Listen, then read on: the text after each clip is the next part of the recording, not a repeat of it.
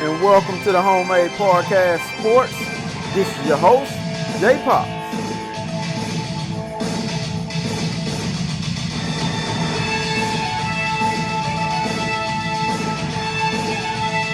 And welcome back to the Homemade Podcast of Sports with your host, J Pops. Guys, today's date is April 13th. I'm sorry, I didn't want to get the date wrong now, but today's date is April 13th. It is it is quite a muggy Tuesday out here in Houston, Texas. Nonetheless, it is a beautiful, beautiful day out here, man. We're getting closer and closer to the spring game, which is April 24th, people. And once again, I will be at the spring game. I will be there. If you guys want to meet up, please drop your name in these comments, and please give me your email address, and I will do my best to make sure that I meet up with almost each and every one of you guys. Okay. Once again, the spring game will be April 24th, so please do not miss that, and I will be there.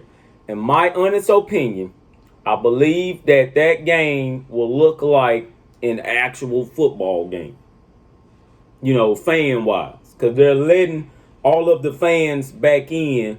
Well, not all of them, but they're letting most of the fans back in. I believe they're going to cap it at a certain amount. So I will be sure to get down there pretty early. If you guys know some good breakfast spots, please drop that in the comments, because I need to know. Okay, as soon as I get down there, I know for sure I'm going to be hungry, because I know I'm going to have to wake up pretty early to get my butt on down there. Okay, it's like an hour and a half drive from here. But once again, spring game April 24th. Please do not miss that. Excuse me. On this latest edition of the Homemade Podcast of Sports, guys, what you can see here on the big screen is the 2022 recruiting class rankings per player. All right, so of course we all know the number one player is Quinn Ewers. He is committed to Ohio State. I'm not sure if Texas is going to make a run at him once again and try to make him come on back in there. Who knows? But as of right now, of course, the number one player is Quinn Ewers. What I'll be getting to, and it's not going to be a long podcast, is the now 5-star rated wide receiver Evan Stewart. Once again, he was committed to Texas, but he decommitted, just like this young man, Quinn Ewers, right here. And his commitment is fully open. As of right now, he is 34th nationally, the number 3 wide receiver overall, and the number 8 player in the state of Texas. All right. Man, I like this young man. I like him. And let's go ahead and kind of, let's go down this recruiting rankings real quick. So number 2 is Walter Nolan, of course, committed. Number 3 is Damani Jackson. He's already committed to USC. That young man is going to be stellar. Yes, that has nothing to do with Texas A&M, but that young man is going to be stellar. Number 4 players, Travis Hunter. Number 5, Zach Rice. Number 6, Denver Harris. We will get him. All right. Mark my words on that. We will get him. I know you see 100% Texas. I think they've landed at like a high 6 for him right now. But he will be on a visit to Aggieland in June as well, I believe. 7, Shamar Stewart. That's another one that I'm looking at real closely. We're up in his box. Devin Campbell. We were pretty warm, but I believe he's going to end up ultimately committing to Texas. Travis Shaw, number 9. Luther Burden, the number 10 player. Will Johnson, man, that commitment there didn't surprise me, only because it's a lot of people that just like to crap on Michigan and Jim Harbaugh, man. I believe this year Michigan will surprise a lot of people.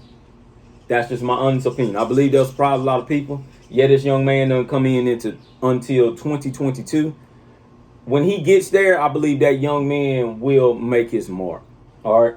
Hal Perkins, of course, yes, as you guys can see, 100% Texas A&M right here. This the outside linebacker that I'm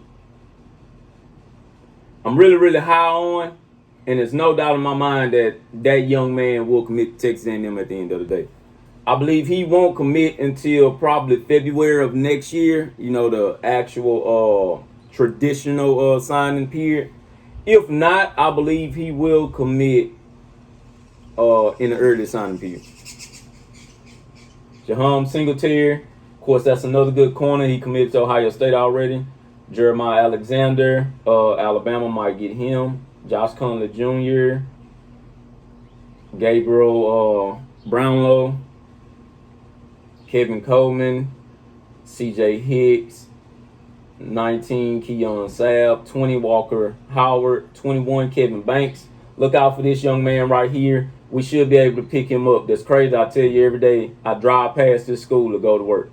That is crazy how this school has upped the rankings in Texas. But he's the 5-star offensive tackle. I believe by us getting Connor Wingman and Connor Wingman now becoming the 5-star, like I told you on the last episode, I believe it will that position will start recruiting itself, if that makes sense. Ty Simpson, of course, he's the Alabama commit that I told you guys about. We are watching them. Lamar Auburn, Duncanville, keep an eye out for this young man. If we can get in there and potentially steal him away from Oklahoma, because Duncanville is by far hard as hell to go in there and get a recruit for Texas A&M for whatever reason, man.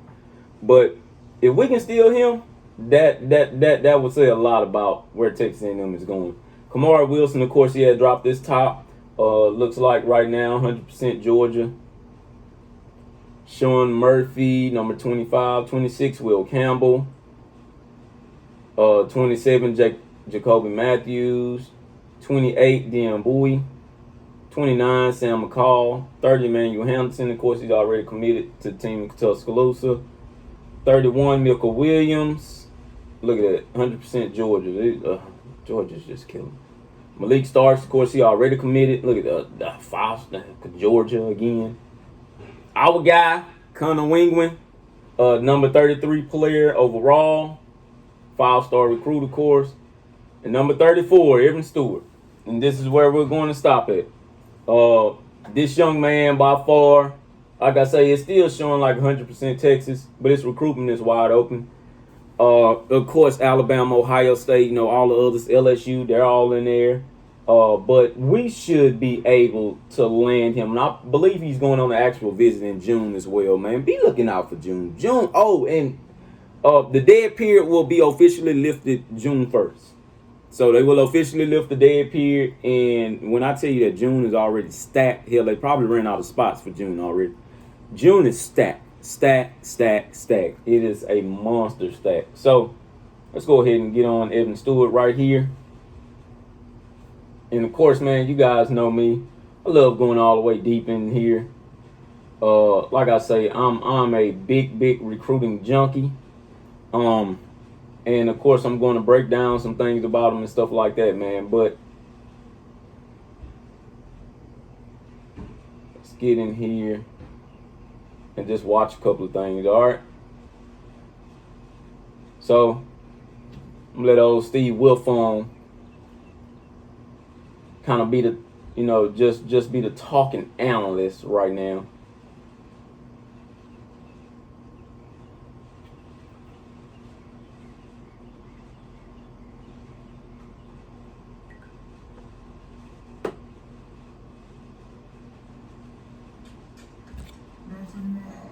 Just give you guys some highlights to watch, stuff like that.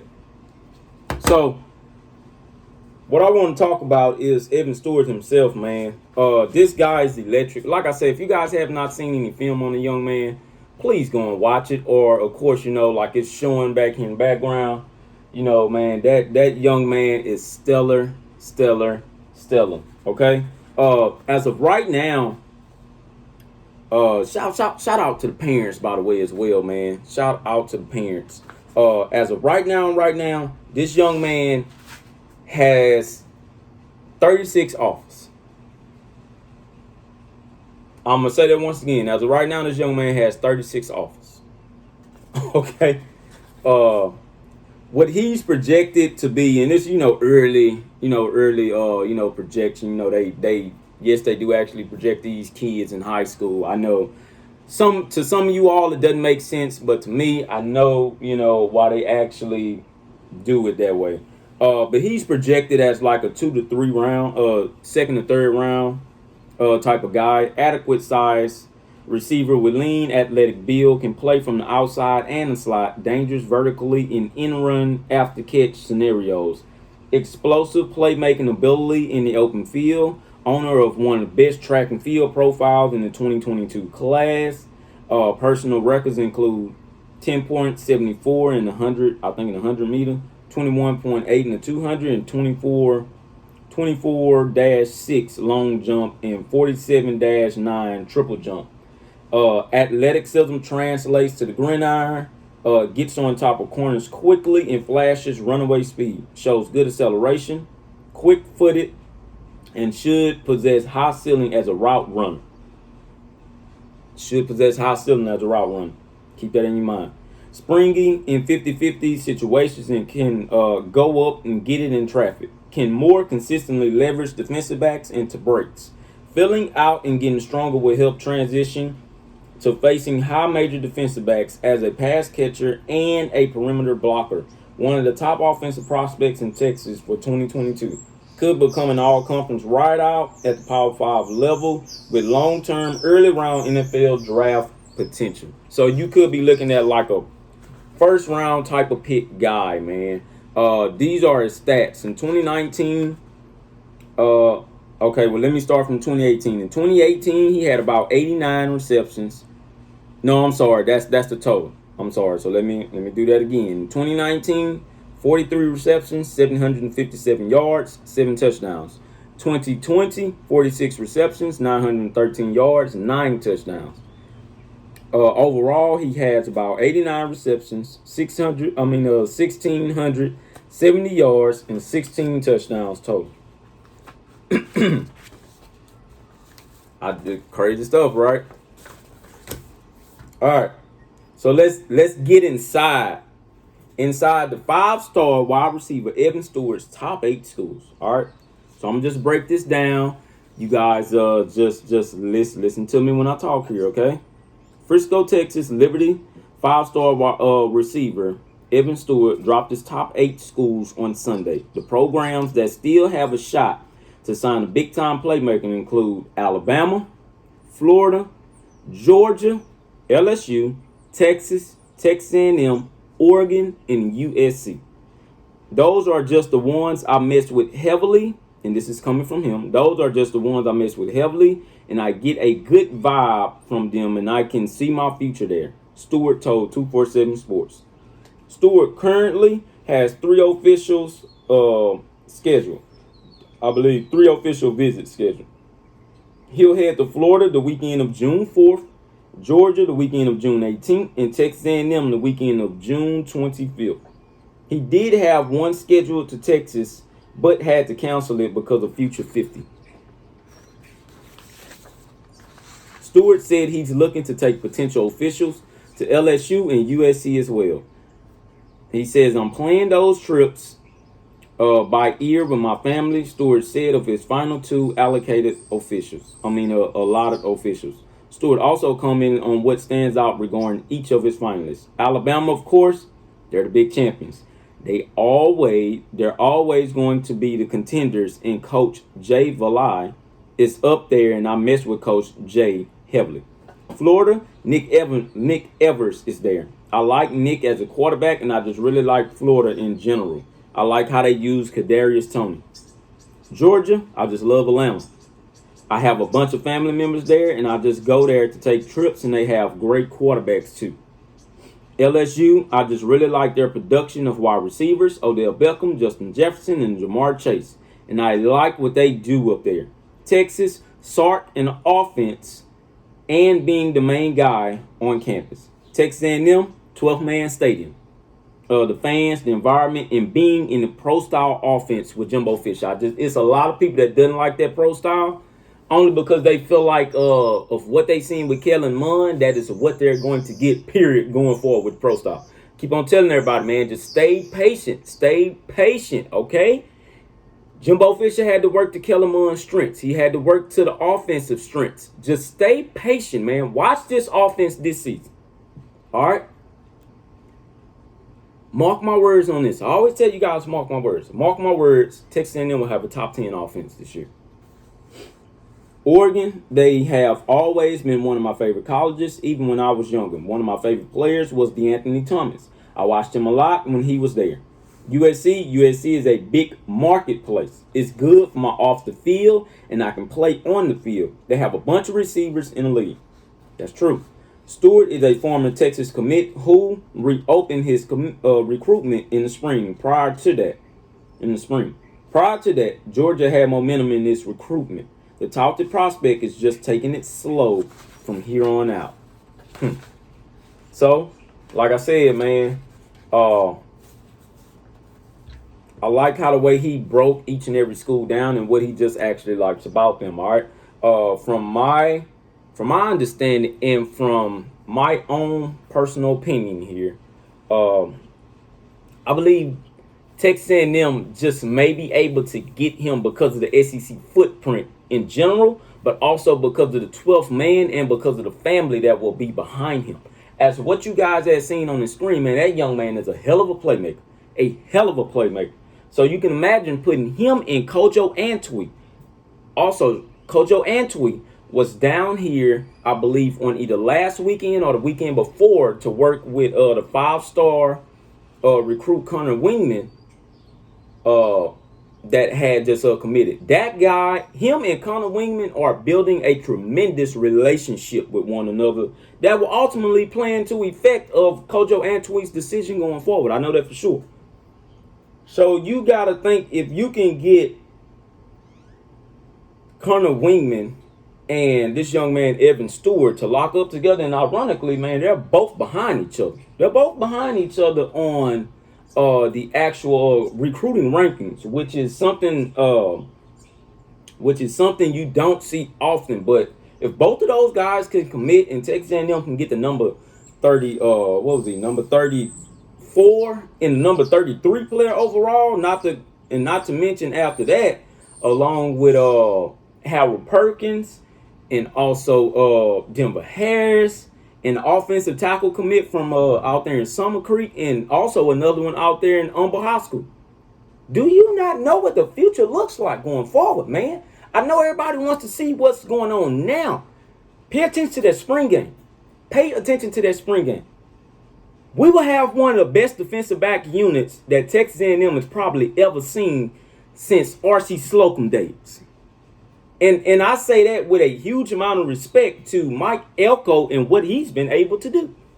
I say that with a huge amount of respect to Terry Price and what he's been able to do. I say that with a huge amount of respect of what Elijah Robinson has been able to do with the defensive line and just specifically creating havoc on the offensive line of opposing opponents. So just stay tuned. Just stay tuned, man. I believe that this pro style will get up and running, and there will be a modern pro style system, and then everybody will be like, "Oh, okay, well, all right, well, that's what they were waiting on." I know they will.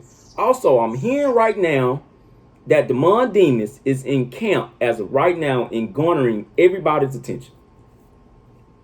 I'm gonna leave it at that. When I get out there to the spring game, we'll all see. Also, please stay tuned. I will start getting into the spring game on next week, okay? No, we have not went anywhere. I will start getting into it on next week. I just want to be a little bit slow and methodical and just bring other stuff to the light to you guys' face, so you guys can see. All right?